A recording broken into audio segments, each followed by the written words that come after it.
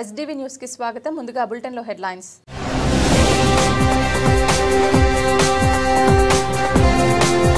Zero poverty పీపోర్ సమీక్షలో వెల్లడించిన CM Chandrababu. రాష్ట్రంలో పేదరిక నిర్మూలనకు అందరూ కలిసి రావాలని ఆకాంక్ష.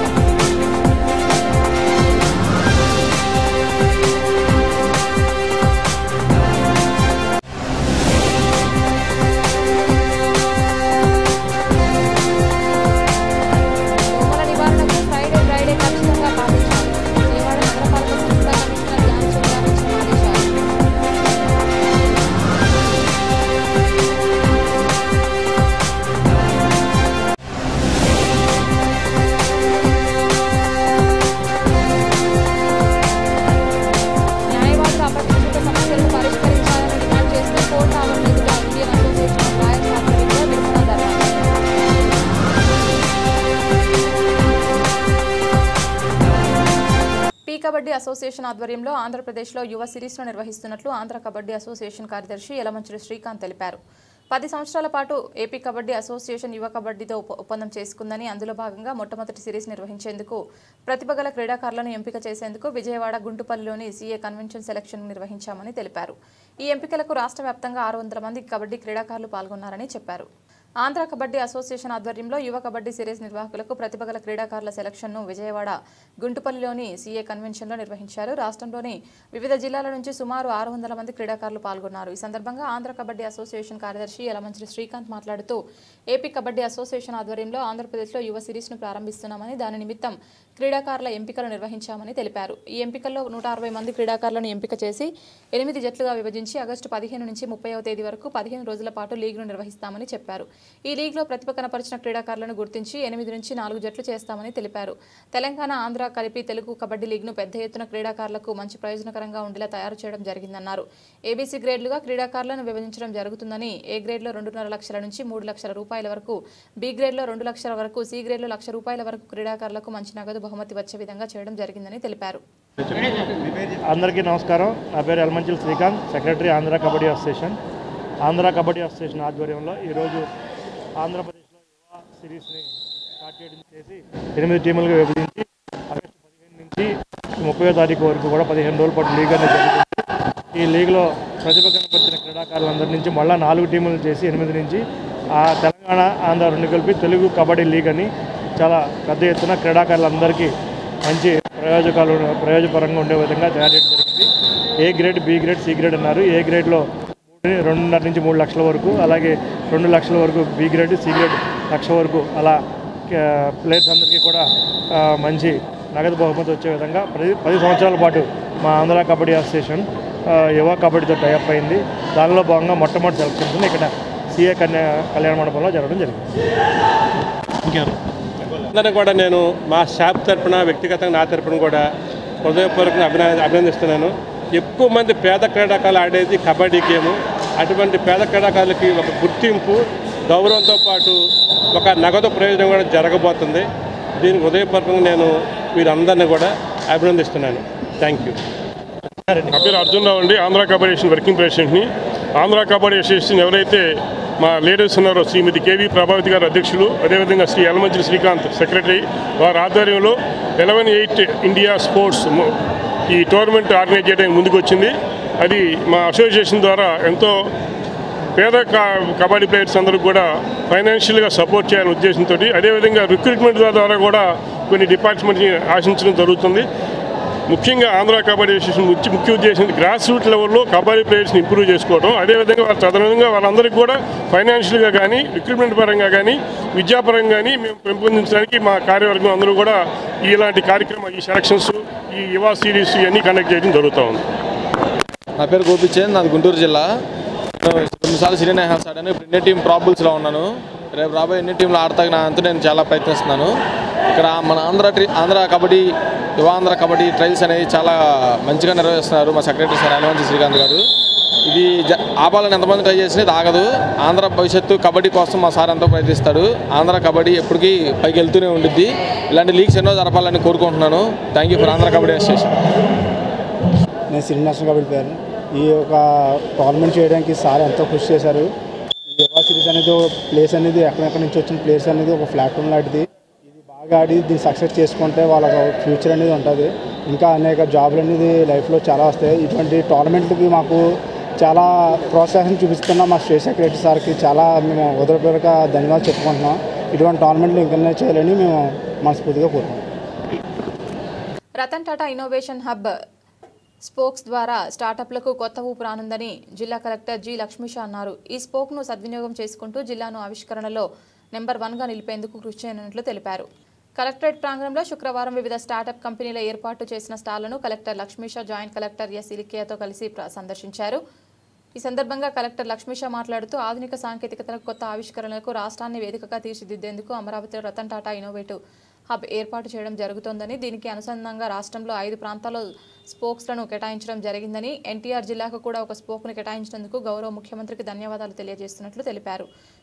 విజయవాడలోని ఎనికేపాడులో రతన్ టాటా ఇన్నోవేషన్ హబ్ స్పోక్ను త్వరలోనే గౌరవ ముఖ్యమంత్రి ప్రారంభించనున్నారని, ఈ నేపథ్యంలో ట్రయల్ రన్గా కలెక్టర్ ప్రాంగణంలో దాదాపు 62 స్టార్టప్లు తమ artificial intelligence, liquid solid waste recycling, drone use కేసులు, అగ్రిటెక్, ఎన్విరాన్ డిజిటల్ వంటి సొల్యూషన్స్ను ప్రదర్శించనున్నట్లు వివరించారు.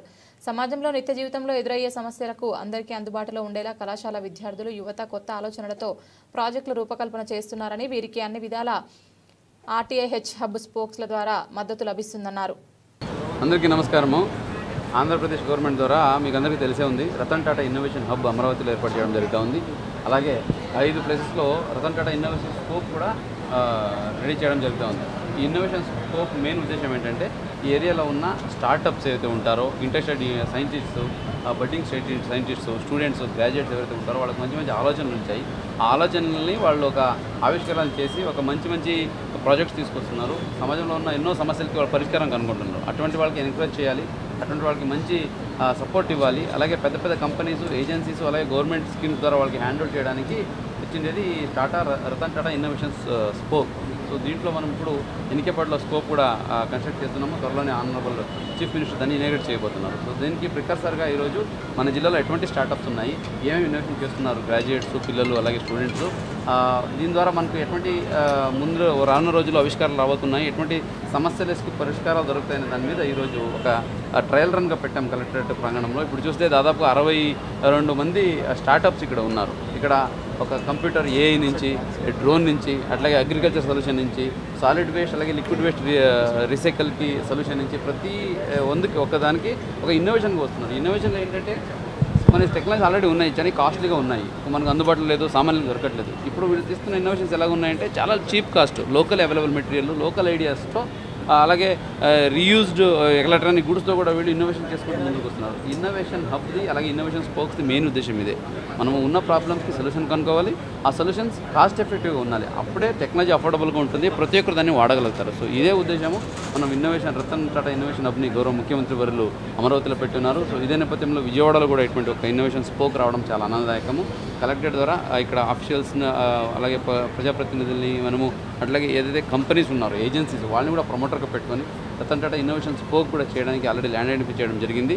అలాగే వస్తున్న ఇన్నోవేషన్స్ని మనం ఎంకరేజ్ చేస్తూ వాళ్ళకి బ్యాంక్ లింకప్, అలాగే వాళ్ళకి మార్కెట్ లింకప్, అలాగే సపోర్ట్ లింకప్, ఇప్పుడు ఆల్రెడీ కొన్ని ఏజెన్సీస్, ఇండస్ట్రీస్ ఎస్టాబ్లిష్ అయినాయి, వాళ్ళకి ఎన్నో ఇన్పుట్స్ అలాగే సొల్యూషన్స్ అవసరం ఉంటాయి. అటువంటిది ఈ ఇన్నోవేషన్ స్పోక్స్ ద్వారా వాళ్ళకి అందజేయడం జరుగుతుంది. ఇది ఒక మంచి పరిణామం. ఇది బిగినింగ్ మాత్రమే. ఏదైతే మనము కలెక్టరేట్ ద్వారా ఇగ్నైట్ సెల్ పెడుతున్నాము టు స్ప్రెడ్ ద ఇన్ఫర్మేషన్, అది కూడా ఈ కార్యక్రమానికి దోహదపడుతుంది. సో ఏదేమైనా ఇది ఈ ఇన్నోవేషన్ హబ్ ఎస్టాబ్లిష్ చేసిన తర్వాత ఇన్నోవేషన్ స్పోక్ ద్వారా మన జిల్లాలో మంచి ఇన్నోవేషన్ చేయిస్తూ, మంచి సైంటిస్ట్ని ప్రమోట్ చేస్తూ, పిల్లల్లో మంచి సైంటిఫిక్ టెంపర్ తీసుకొస్తూ, మనకున్న సొల్యూషన్ ప్రాబ్లమ్స్ అయితే ఉన్నాయో అవన్నిటికీ సొల్యూషన్, కాస్ట్లీ సొల్యూషన్ కాకుండా అఫోర్డబుల్ సొల్యూషన్ కనుక్కుంటూ విజయవాడ నగరాన్ని అలాగే ఎన్టీఆర్ జిల్లాని టెక్నాలజీలో, ఇన్నోవేషన్లో అగ్రగామిగా నిలపడానికి జిల్లా యంత్రాంగం ద్వారా మేము కృషి చేస్తున్నాము.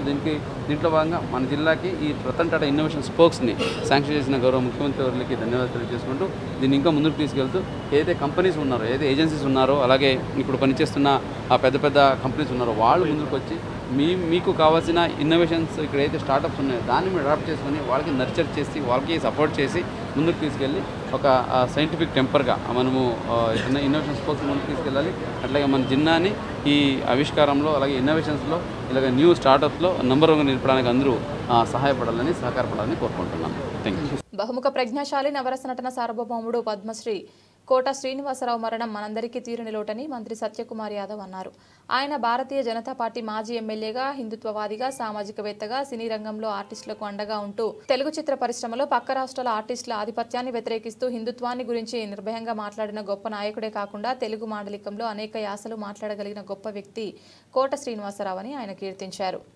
మాజీ శాసనసభ్యులు, ప్రముఖ సినీ నటులు పద్మశ్రీ కోట శ్రీనివాసరావు శ్రద్ధాంజలి కార్యక్రమాన్ని గాంధీనగర్లోని ఓ కన్వెన్షన్ హాల్ నందు ఎన్టీఆర్ జిల్లా బీజేపీ అధ్యక్షులు అడ్డూరి శ్రీరామ్ అధ్యక్షతన ఘనంగా నిర్వహించారు. ఈ కార్యక్రమంలో మంత్రి సత్యకుమార్ యాదవ్, ఆంధ్రప్రదేశ్ రాష్ట్ర బీజేపీ అధ్యక్షులు పివిఎన్ మాధవ్, కైకలూరు మాజీ శాసనసభ్యులు కామినేని శ్రీనివాసరావు, ఎన్టీఆర్ జిల్లా అధ్యక్షులు మాజీ శాసనసభ్యులు స్వామినేని ఉదయభాను, మాజీ ఎమ్మెల్యే దారా సాంబయ్య, బీజేపీ నేతలు పాల్గొని కోటకు ఘన నివాళులర్పించారు. జాతీయవాదం, సాంస్కృతికవాదం కలబోస్తే కోట శ్రీనివాసరావు అని సంతాప సభలో పలువురు వక్తలు కొనియాడారు. విలక్షణ నటనతో సినీ రంగంలో జనగుండెల్లో ప్రత్యేక స్థానం సంపాదించుకున్న వ్యక్తి కోట శ్రీనివాసరావు అని కొనియాడారు. పట్టణ ప్రాంతాల్లో ఇల్లు లేని నిరుపేదలకు ప్రభుత్వం ఆధ్వర్యంలో ఇల్లు నిర్మాణానికి కృషి చేసిన ఆద్యుడు కోట శ్రీనివాసరావు అని ప్రశంసించారు. నాటక రంగం నుంచి ఎదిగి ప్రాణం ఖరీదు సినిమాతో సినిమా రంగంలో ప్రవేశించి తెలుగు, తమిళం, కన్నడం తదితర భాషల్లో సుమారు 750 సినిమాలు నటించి 9 నంది అవార్డు, పద్మశ్రీ అవార్డు గ్రహీత విలక్షణ నటులు, బహుముఖ ప్రజ్ఞాశాలి కోట శ్రీనివాసరావు అని అన్నారు. అందరికీ నమస్కారం. ఈరోజు ప్రముఖ సినీ నాయకుడు, మనందరికీ కృష్ణా జిల్లాలో పుట్టిన వ్యక్తి, మరి పద్మశ్రీ కోట శ్రీనివాసరావు గారి సంస్మరణ సభకు ఈరోజు మనమంతా కూడా ఇక్కడికి వచ్చి ఉన్నాము. మరి కోట శ్రీనివాసరావు గారు ఒక ప్రముఖ సినీ నటుడే కాదు, ఒక విలక్షణమైన నటుడైన ఆయన సినీ రంగంలో మరిచిపోలేని వ్యక్తిగా నిలిచిపోయారు. మరి వారి సంతాప సభకు చాలామంది ప్రముఖ భారతీయ జనతా పార్టీ రాష్ట్ర అధ్యక్షులు మాధవ్ గారు, అలానే వైద్య ఆరోగ్య శాఖ మంత్రి మన సత్యకుమార్ యాదవ్ గారు, అలానే వారు కూడా శాసనసభ్యులుగా పనిచేశారు. మరి వారితో పాటు సాంబయ్య గారు కూడా, ప్రకాశం జిల్లా నుంచి సాంబయ్య గారు కూడా మాజీ శాసనసభ్యులుగా వారు కూడా ఇచ్చేశారు. ఇంకా చాలామంది బీజేపీ నాయకులు, ఇప్పుడే కైకలూరు శాసనసభ్యులు కామినేని శ్రీనివాస్ గారు కూడా ఇచ్చేశారు. వారికి రాష్ట్ర బీజేపీ నాయకులు, జిల్లా బీజేపీ నాయకులు, మన అందరూ కూడా ఈ కార్యక్రమానికి ఇచ్చేసి మీ అందరూ కూడా స్వాగతం తెలియజేస్తూ, మరి మొట్టమొదటిసారిగా నన్నే మాట్లాడమని చెప్పారు. నాకు తెలిసిన బాగున్నారా, చాలా రోజులైంది చూసి. బాగున్నాను సార్, ధన్యవాదాలు చెప్పారు. అయితే కోట శ్రీనివాసరావు గారికి నాకు పరిచయం ఉప్పిలి రాజా సినిమా నుండి. అంతకుముందు కోట గారు నాకు తెలుసు, ఎందుకంటే ప్రతిఘటన సినిమాతో కోట గారు సినిమా స్టార్ అయ్యారు. అది బ్రేక్ ఇచ్చిన సినిమా కోట గారికి. ఒక 7-8 సంవత్సరాల తర్వాత, 10 సంవత్సరాల లోపు నేను అంకుశం సినిమాతో, అది నాకు బ్రేక్. అక్కడ నుంచి నేను సినిమా స్టార్గా బాగా సినిమా రిలీజ్ అయినా 5 రోజుల్లోనే 10 సినిమాలు బుక్ అవ్వడం. అక్కడి నుంచి తీసి అంటే అందాజుగా ఒక 7-8 సంవత్సరాల తర్వాత నా ఎంట్రీ కాబట్టి కోట గారి సినిమాలన్నీ ఆహనా, పెళ్ళంట, వెనుక కూడా చూసి కోట గారు మంచి ఆర్టిస్టు అనేది చాలా అప్పటికే బాగా బిజీ అయిపోయినారు కోట గారు. నా ఎంట్రీ తర్వాత నేను బొబ్బిలి రాజా పిక్చర్ లో నన్ను ఇంట్రడ్యూస్ చేశారు కోట గారికి. ఆహా, నువ్వేరా బాగా చేసావంట కదా ఆ క్వశ్చన్లో, అది మామూలుగా మాట్లాడారు. ఆ సినిమా నుంచి మా కాంబినేషన్ స్టార్ట్ అయింది. తర్వాత ఒక 10 పిక్చర్స్ తర్వాత, 10-15 పిక్చర్స్ తర్వాత మామగారు నుంచి మా జంట స్టార్ట్ అయింది. జంట ప్రయాణం. ఆ సినిమాతోనే కోట బాబుమోహన్ జంట అని టాక్ బయలేదు. ఇక తర్వాత వరుసగా కోట బాబుమోహన్ లేకపోతే వైఎస్ కూడా సినిమా. అందరికీ నమస్కారం. కోట శ్రీనివాసరావు గారు బహుముఖ నట సార్వభౌమగా మనందరికీ కూడా పరిచయం. భారతీయ జనతా పార్టీ యొక్క శాసన సభ్యులుగా 1999 నుంచి 2004 వరకు విజయవాడ తూర్పు నియోజకవర్గానికి ప్రాతినిధ్యం వహిస్తూ భారతీయ జనతా పార్టీ వాణి వేడిగా, అలాగే భారతీయ జనతా పార్టీ సిద్ధాంతాన్ని ఎక్కడ అవకాశం ఉంటే అక్కడ నిర్భయంగా ప్రకటించిన వ్యక్తిగా, మన దేశ సంస్కృతి పరిరక్షణ కోసం, అలాగే అనేక రకాల విషయాలు, హిందుత్వానికి సంబంధించిన విషయాలు ఎప్పుడు కూడా భయం అనేది లేకుండా చలనచిత్ర పరిశ్రమలో మాట్లాడిన వ్యక్తి. అనేక రకాల విషయాల పట్ల జరుగుతున్న తీరుని ఆయన నిర్భయంగా మాట్లాడి అనేక మంది ఆయన్ని కోపానికి కూడా గురవటం జరిగింది. ముఖ్యంగా ప్రకాష్ రాజ్ సంబంధించిన అంశాన్ని అంటే వాళ్ళన్నారు ఇది సంతాప సభ కదా, మరి అది చూస్తే కడుపుబ్బ నవ్వుకుంటాం, సంతాప సభలో నవ్వుకుంటే ఏం బాగుంటుంది అని ఇది వచ్చింది. వాస్తవానికి నేనైతే దీన్ని సంతాప సభగా చూడాల్సిన అవసరం లేదు. కోట శ్రీనివాసరావు గారు ఒక సంపూర్ణ జీవితాన్ని, ఒక సాఫల్యవంతమైన జీవితాన్ని వారు గడిపారు. దాదాపు 40 సంవత్సరాల వారి సినీ జీవన ప్రయాణంలో 3 తరాల వారిని అలరించారు, నవ్వించారు, విలనిజంతో భయపెట్టారు, నటనా కౌశల్యంతో అబ్బురపరిచారు. ఇన్ని రకాలుగా తనకంటూ ఒక స్థానాన్ని సుస్థిరం చేసుకొని ఈ సినీ వినీలాకాశంలో ఒక నక్షత్రంగా కొన్ని దశాబ్దాల పాటు వెలిగిన వ్యక్తి. ఇప్పుడు మా దారే సాంబయ్య గారు చెప్పినట్టుగా భగవంతుడు ఆయన దగ్గరికి పిలిపిస్తే మనం దాని గురించి చింతించాల్సిన అవసరం లేదు. అటువంటి జీవితాల నుంచి ప్రేరణ తీసుకోవాల్సి ఉంది.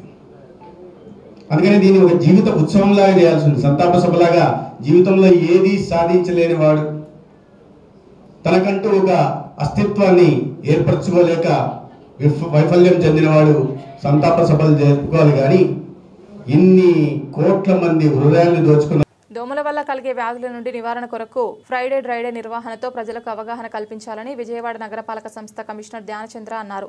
శుక్రవారం ఉదయం పూర్ణానందపేటలో ఫ్రైడే డ్రైడే కార్యక్రమాన్ని నిర్వహించి ప్రజలు దోమల బారిన పడకుండా ఉండేందుకు అవగాహన కల్పించారు. అందులో భాగంగా అక్కడ నివసిస్తున్న ప్రజలు వారి ఇళ్లలో ఉన్న నీటి నిల్వలను శుభ్రం చేస్తూ ప్రతి ఫ్రైడే డ్రైడే నిర్వహించాలని వారికి అవగాహన కల్పిస్తూ దోమలు పెరగకుండా యాంటీ లార్వా ఆపరేషన్లు నిర్వహించారు. ప్రతి శుక్రవారం ఫ్రైడే డ్రైడే పాటించడం వల్ల ప్రజలు దోమకాటు వల్ల అనారోగ్యం పాలవకుండా ఉండవచ్చని ప్రజలకు అవగాహన కల్పించారు. ఈ కార్యక్రమంలో chief medical health officer doctor K Arjunarao, assistant medical health officer doctor Annapurna, biologist Kameswararao, ఏఎన్ఎంలు, ఆశా వర్కర్లు, మలేరియా వర్కర్లు పాల్గొన్నారు.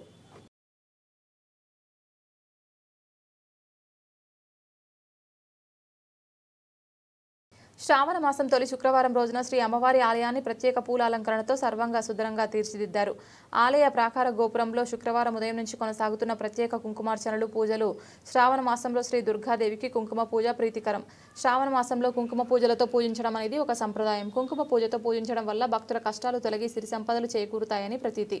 శ్రావణ మాసం ప్రతిరోజు ఉదయం 10 గంటల నుంచి సాయంత్రం 5 గంటల వరకు 1 గంటకు 1 బ్యాచ్ చొప్పున ప్రత్యేక కుంకుమార్చనలు, ఉభయ రుసుము 1000 రూపాయలపై పూజకు ఇరువురు పాల్గొనవచ్చును. శ్రావణ మాసంలో దుర్గాదేవిని పూజించడం వల్ల కష్టాలు తొలగి సిరి సంపదలతో పాటు ఐశ్వర్యాలు సిద్ధితాయని భక్తుల ప్రగాఢ నమ్మకం. శ్రావణ శుక్రవారం రోజున భక్తులకు చక్కని దర్శనం లభించింది. క్యూ లైన్లు అన్నీ భక్తులతో ప్రశాంతంగా ఏర్పాటు చేయడమైనది.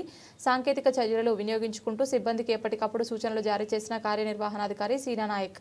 శ్రావణ మాసంలో భక్తులు ఈ కుంకుమ పూజలో అవకాశం వినియోగించుకోవచ్చును. శ్రావణ మాసం దేవస్థాన సిబ్బందికి ప్రత్యేక విధులు కేటాయించడమైనది. తొలి శ్రావణ శుక్రవారం రోజున భక్తులకు చక్కని దర్శనం లభించింది.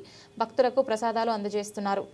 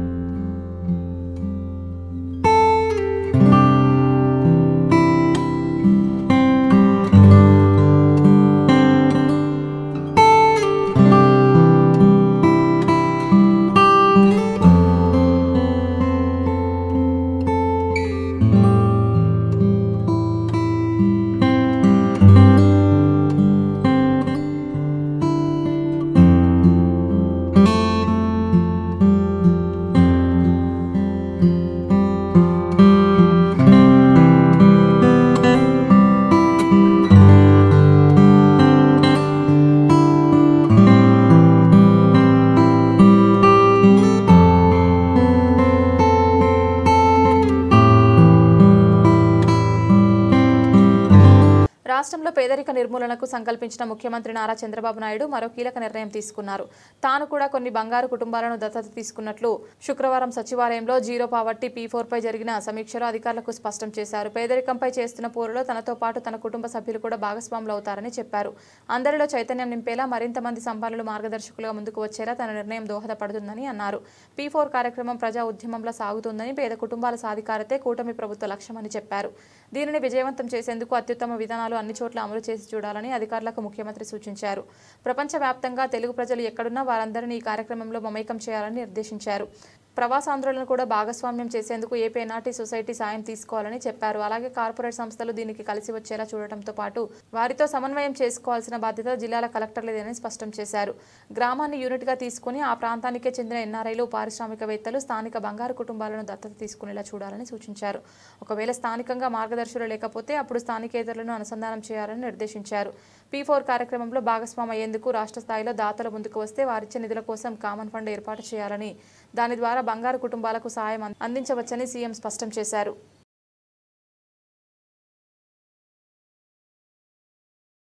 జూలై 27వ తేదీ నుంచి రాష్ట్ర వ్యాప్తంగా పర్యటించేలా ప్రణాళికలు రూపొందించినట్లు బీజేపీ రాష్ట్ర అధ్యక్షులు మాధవ్ ప్రకటించారు.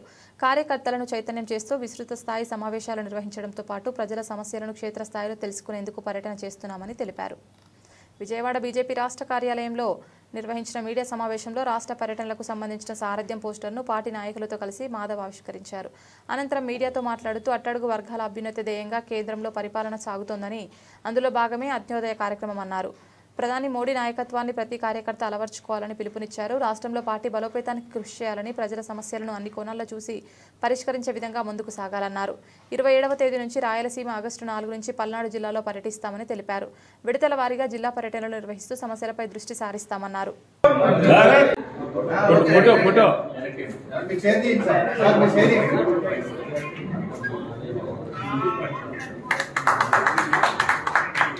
भारत माता की जय, भारत माता की जय, भारत माता की जय, भारत माता की, भारत माता की, भारत. న్యాయవాదుల పరిరక్షణ చట్టం వెంటనే అమలు చేయాలని, ఖాళీగా ఉన్న న్యాయమూర్తులు పీపీల పోస్టులు భర్తీ చేయాలని ఇండియన్ అసోసియేషన్ ఆఫ్ లాయర్స్ ప్రతినిధులు డిమాండ్ చేశారు. కూటమి ప్రభుత్వం ఎన్నికల సమయంలో న్యాయవాదులకు ఇచ్చిన హామీలు నెరవేర్చాలని కోరారు. న్యాయవాదుల అపరిష్కృత సమస్యలను పరిష్కరించాలని డిమాండ్ చేస్తూ కోర్టు ఆవరణ ఎదుట ఇండియన్ అసోసియేషన్ ఆఫ్ లాయర్స్ ఆధ్వర్యంలో నిరసన ధర్నా కార్యక్రమం నిర్వహించారు. ఈ సందర్భంగా అసోసియేషన్ సభ్యులు షరీఫ్, చలసాని ఆంజనేయులు మాట్లాడుతూ రాష్ట్ర వ్యాప్తంగా కొత్త కోర్టు భవనాలు నిర్మించాలని, న్యాయవాదుల పరిరక్షణ చట్టం వెంటనే అమలు చేయాలని డిమాండ్ చేశారు. ఖాళీగా ఉన్న న్యాయమూర్తులు పీపీల పోస్టులు వెంటనే భర్తీ చేయాలని, కోర్టు ప్రాంగణంలో మహిళా విశ్రాంతి హాల్స్ ఏర్పాటు చేయాలన్నారు. టీఎస్ ఏపీ ప్రభుత్వం ఇవ్వాల్సిన మ్యాచింగ్ గ్రాంట్ 4 లక్షల నుంచి 10 లక్షలు పెంచాలని, న్యాయవాదుల వెల్ఫేర్ ఫండ్ 6 లక్షల నుంచి 10 లక్షలకు పెంచాలన్నారు. జూనియర్ న్యాయవాదులకు ఇవ్వవలసిన స్టైఫండ్ 10,000కు పెంచి వెంటనే విడుదల చేయాలన్నారు. రాష్ట్ర వ్యాప్తంగా న్యాయవాదులకు పర్మనెంట్ హెల్త్ కార్డులు మంజూరు చేయాలని డిమాండ్ చేశారు. ఎంఏ షరీఫ్, ఐఏఎల్ రాష్ట్ర deputy general secretary, Indian association of lawyers రాష్ట్ర కార్యవర్గ సమావేశం ఈ నెల 12వ తేదీ నెల్లూరు నగరంలో జరిగింది. చలసాని రాష్ట్ర అధ్యక్షులు చలసాని అజయ్ కుమార్ గారి అధ్యక్షన జరిగిన ఈ కార్యక్రమంలో రాష్ట్ర వ్యాప్తంగా న్యాయవాదులు ఎదుర్కొంటున్న పలు సమస్యలపై చర్చించడం జరిగింది. ఆ సమావేశంలో, కార్యవర్గ సమావేశంలో పలు తీర్మానాలు చేయటం జరిగింది. ఆ తీర్మానం మేరకు రాష్ట్ర వ్యాప్తంగా రాష్ట్ర కమిటీ ఇచ్చిన పిలుపు మేరకు ఈరోజు రాష్ట్ర వ్యాప్తంగా అపరిష్కృతంగా ఉన్న న్యాయవాదుల సమస్యలపై రాష్ట్ర వ్యాప్తంగా ఆందోళన కార్యక్రమాన్ని నిర్వహించాలని చెప్పేసి రాష్ట్ర కమిటీ నిర్ణయించడం జరిగింది. ఆ మేరకు ఈరోజు ప్రతి బార్ అసోసియేషన్లో, రాష్ట్ర వ్యాప్తంగా ప్రతి బార్ అసోసియేషన్లో ఈరోజు నిరసన కార్యక్రమాలు చేస్తున్నాము. అపరిష్కృతంగా ఉన్న న్యాయవాదుల సమస్యల్ని పూర్తి చేయాలని చెప్పేసి, అవి పరిష్కరించాలని చెప్పేసి ఈరోజు ధర్నా కార్యక్రమం చేయడం జరుగుతుంది. అపరిష్కృతంగా ఉన్న సమస్యలు న్యాయవాదులకు డెత్ బెనిఫిట్, వెల్ఫేర్ ఫండ్ 6 లక్షలు బార్ కౌన్సిల్ నుంచి వస్తుంది, దాన్ని 10 లక్షలకు పెంచాలని చెప్పేసి, అలాగే దానికి ప్రభుత్వం ఇవ్వాల్సిన మ్యాచింగ్ గ్రాంట్ 4 లక్షలే ఉంది, దాన్ని పెంచి 10 లక్షలకు చేయాలని చెప్పేసి, అలాగే న్యాయవాదులకు ఇళ్ల స్థలాలు ఇవ్వాలని చెప్పేసి తీర్మానించడం జరిగింది. ఇక చనిపోయిన న్యాయవాదుల కుటుంబాలకు ఇవ్వవలసిన ప్రభుత్వ మ్యాచింగ్ గ్రాంట్ 4 లక్షలు పెండింగ్లో ఉంది, దాన్ని పెంచి 6 లక్షలకు చేసి దాన్ని వెంటనే రిలీజ్ చేయాలని చెప్పేసి చనిపోయిన న్యాయవాదుల కుటుంబాలను ఆదుకోవాలని చెప్పేసి తీర్మానించడం జరిగింది. అలాగే జూనియర్ న్యాయవాదులకు ఇవ్వాల్సిన స్టైఫండ్ను 5,000 నుంచి ఈ ప్రభుత్వం వచ్చే ఎలక్షన్లో 10,000కు ఇస్తామని చెప్పేసి హామీ ఇవ్వడం జరిగింది. ఆ హామీ మేర రాష్ట్ర ప్రభుత్వం ఇచ్చిన హామీ మేరకు దాన్ని వెల్ఫేర్ ఫండ్ని 10 లక్షలకు 10,000కు పెంచి వెంటనే 10,000 స్టైఫండ్ను రిలీజ్ చేయాలని చెప్పేసి, అలాగే న్యాయవాదులకు ఇంటి స్థలాలు హెల్త్ ఇవ్వాలని, అలాగే న్యాయవాదులకు రాష్ట్ర వ్యాప్తంగా పర్మనెంట్ హెల్త్ కార్డులు ఇవ్వాలని చెప్పేసి ఈరోజు ఆందోళన కార్యక్రమం చేయడం జరుగుతుంది. దీన్ని రాష్ట్ర ప్రభుత్వం దృష్టికి తీసుకెళ్ళి దీన్ని అమలు చేయాలని చెప్పేసి మేము రాష్ట్ర వ్యాప్తంగా ఉద్యమం చేయాలని చెప్పేసి దీని మీద అడ్వకేట్స్ ప్రొటెక్షన్ యాక్ట్ని రాష్ట్ర అసెంబ్లీలో తీర్మానం చేసి దాన్ని ఆమోదించి కేంద్ర ప్రభుత్వానికి పంపించవలసింది కోరుచున్నాము. అలాగే కోరుచున్నాము. ప్రభుత్వం ఇచ్చిన హామీలను అమలు జరపాలని, ఇన్సూరెన్స్ ఇవ్వాలని, అలాగే జూనియర్ ఇవ్వాలని, అలాగే మహిళా న్యాయవాదుల కోసం ప్రత్యేకంగా బార్ అసోసియేషన్ హాల్స్ ప్రతి కోర్టులోనూ కన్సల్ట్ చేయాలని, అలాగే ప్రతి కోర్టు బిల్డింగ్స్ కూడా రెనోవేట్ చేయాలని చెప్పి కోరుతూ ఈరోజు ఇండియన్ అసోసియేషన్ ఆఫ్ లాయర్స్ తరఫున రాష్ట్ర వ్యాప్తంగా ఈ కార్యక్రమాన్ని చేపట్టడం జరిగింది. ఈ కార్యక్రమంలో అలాగే సీఎం గారి గతంలో రిప్రజెంటేషన్ ఇవ్వడం జరిగింది. వారు ఇచ్చిన హామీలన్నీ కూడా అమలు జరపాలని కోరుతా ఉన్నాం. Thank you. ఈరోజు ఐఏఎల్ తరఫున రాష్ట్ర వ్యాప్తంగా నిరసన దినాలు ఏర్పాటు చేశారండి. ముందుగా వారిని అభినందిస్తూ అడ్వకేట్ ప్రొటెక్షన్ యాక్ట్ అమలు చేయాలని చెప్పి, అదేవిధంగా న్యాయమిత్ర జూనియర్ అడ్వకేట్స్కి ఎంతో ఉపయోగకరమైన స్టైఫండ్ న్యాయమిత్రని ఎలక్షన్ హామీలుగా పెట్టారు. ఆ ఎలక్షన్ హామీలు జీవో కూడా ఇచ్చారు. ఆ జీవోని అమలు చేస్తూ న్యాయమిత్రకి ఎమ్మటే గ్రాంట్ చేయాలని, అలాగే ఐఏఎల్ పెట్టిన అన్ని డిమాండ్స్ ప్రభుత్వం కన్సిడర్ చేయాలి. అవసరం ఉంది కూడా. చాలామంది అడ్వకేట్స్ చాలా ఎకనామికల్లీ బ్యాక్వర్డ్ కండిషన్లో ఉన్నారు. కాబట్టి ఈ ఫండ్స్ అన్నీ, ఈ గ్రాంట్స్ అన్నీ చేయాలని ప్రభుత్వాన్ని అడుగుతున్నాము. తప్పగా ఈ ఐఏఎల్ యొక్క డిమాండ్స్ ఫుల్ఫిల్ చేయాలని చెప్పి ఈ నిరసన ద్వారా తెలియజేస్తున్నామండి. Thank you. బులెటిన్ ముగించే ముందు హెడ్లైన్స్ మరొకసారి.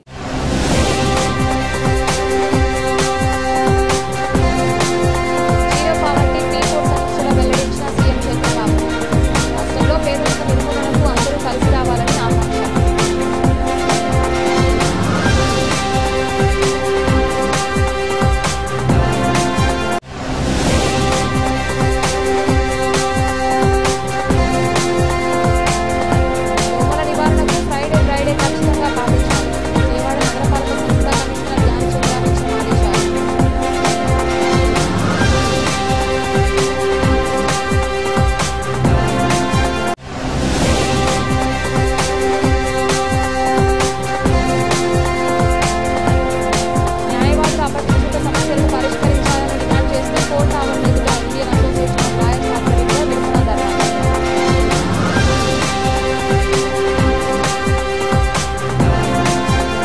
బులెటిన్ తిరిగి మరొక బులెటిన్లో మళ్ళీ కలుద్దాం. అంతవరకు సెలవు. నమస్కారం.